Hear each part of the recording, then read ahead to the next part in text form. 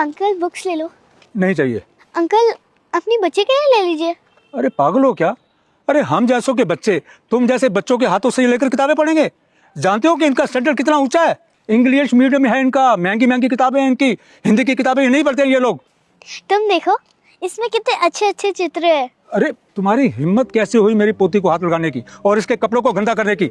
जानते हो कि इसके कपड़े कितने महंगे हैं?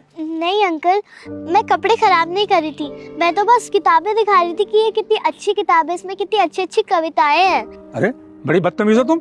अरे एक बार में तुम्हारी समझ में नहीं आया? चलो यहाँ से, हाँ यहाँ से। गंवार कहीं की आ जाते हैं कीड़े मकोड़े बन के परेशान करने के लिए, सारा मूड खराब करके रखती है। जैसे ये गंवार और वैसे इनके माँ बाप भी गंवार, छोड़ देते हैं मरने के लिए रोड पे। ले कटोरा हाथ में चल दिया हूँ फुटपाथ पे, अपनी रोजी रोटी की तलाश में।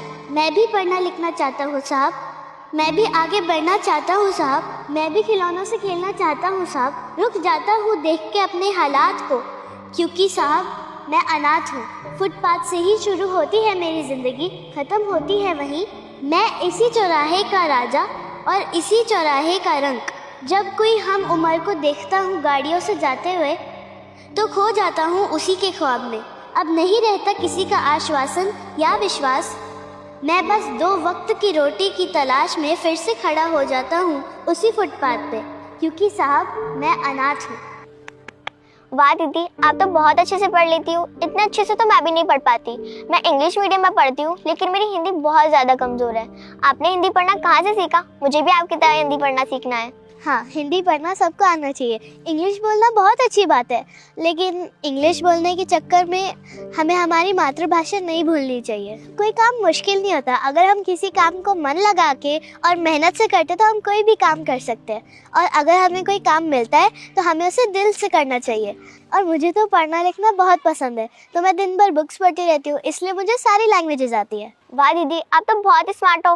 मुझे भी आपकी तरह सारी लैंग्वेजेस सीखनी है। सॉरी बेटा, मुझे माफ़ कर दो। मैंने तुम्हें समझने में बहुत गलती की। मुझे तुम्हारे साथ ऐसा नहीं करना चाहिए था। मैंने तुम्हें अनाथ समझकर तुम्हें धक्का दिया, तुम्हारे साथ मिसबिहेव किया, तुम्हारी बेइज्जती की। और बेटा, मुझे पता नहीं था कि तुम पढ़ाई लिखाई में इतनी अच्छी हो, पर आज तुमने मेरी आंखें खोल दी हैं और मुझे ये एहसास करवा दिया है कि किसी को भी उसके रंग, रूप और हालात के बेसिस पे जज नहीं करना चाहिए। बेटा, मैं तुमसे प्रॉमिस करता हूँ कि मैं आगे से कभी भी किसी के साथ ऐसा बिहेव नहीं करूँगा। दिस इज़ माई प्रॉमिस बेटा।